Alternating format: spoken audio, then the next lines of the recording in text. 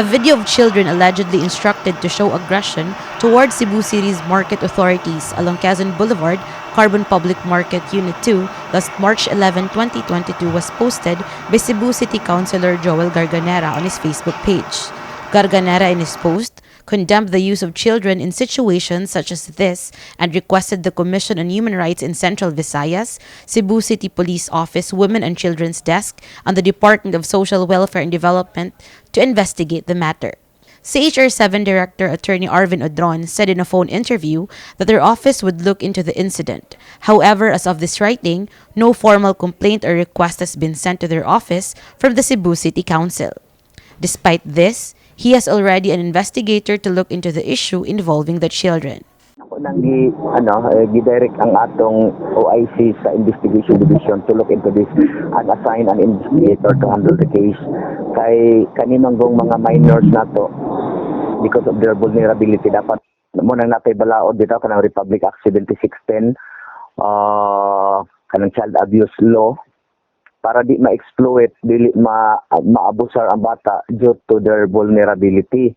Unya, kung intentional na ang gigamit sa mga parents, exposing their children to the threat of violence, no, himong human shield, that's a blatant disregard of the rights which the state is supposed to protect. They would summon the parents of the children recorded in video for an investigation, and so far the vendors have already given the CHR 7 their commitment to cooperate. Garganera, on the other hand, reiterated that children need to be protected and be given a safe environment. Dili backyard, front yard, in our own gihimo ni. Para na ako. Daghan man tag mga human rights group diri, daghan man tag mga NGO diri, no, nag-care sa babae, nag-care sa mga bata, daghan man ta diri. So I'm asking them to please appeal to whoever is responsible for this, not to do this ever again. Cebu City Mayor Michael Ram, on his part, promised to maintain peace and security in the city amidst the series of tensions that have been taking place at Carbon Public Market. Adi na lang kumupato man na kay kandidato ra makusag ko. No, ang kandidato ko. Yeah, they will even make in my statement politically also motivated.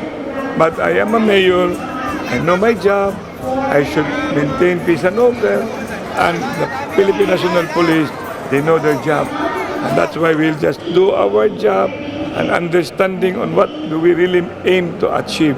And with that, we will have a better relationship with them. This has been Angelica Fay Saniel for MyTV Cebu.